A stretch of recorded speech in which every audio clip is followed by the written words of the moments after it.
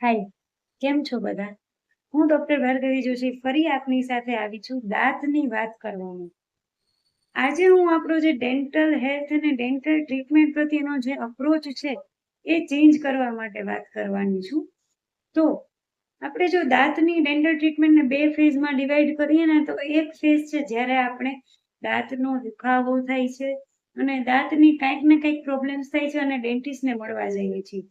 અને બીજો ફેઝ છે જેમાં આપણે રૂટીન ડેન્ટલ ચેકઅપ કરાવતા રહીએ છીએ.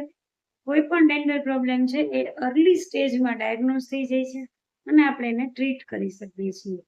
જનરલી કેવું હોય છે, આપણે શરદી ખાંસી એવું કંઈ થાય તો આપણે ડૉક્ટર પાસે જઈએ, મેડિસિન્સ આપે અને સરખું થઈ જાય. પણ દાંતના ફેઝમાં થોડુંક એનાથી અલગ છે.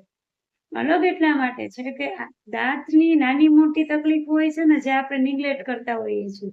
થોડી ઘણી સેન્સિટિવિટી થવી, ક્યારેક દાંતમાં દુખાવો થવો, ક્યારેક મોઢામાંથી સ્મેલ આવી, ક્યારેક ગ્લમ્સમાંથી બ્લીડિંગ થવું, એ બધું આપણે નિગ્લેક્ટ કરતા હોઈએ છીએ, જેના કારણે એને એ સમયે પ્રોપર ટ્રીટમેન્ટ ન મળવાને કારણે એ ડિઝીઝ આપણો આગળ પ્રોગ્રેસ કરે છે અને પછી જ્યારે સિવિયર દુખાવો થાય, સિવિયર રસી થાય, દાંત હલવા માંડે, ત્યારે આપણે ડૉક્ટરને મળવા જઈએ છીએ પણ ત્યારે ઓલરેડી ઘણું મોડું થઈ ગયું હોય છે અને ડેન્ટિસ્ટને ઈચ્છા હોવા છતાં પણ આપણે દાંત બચાવી શકતા નથી.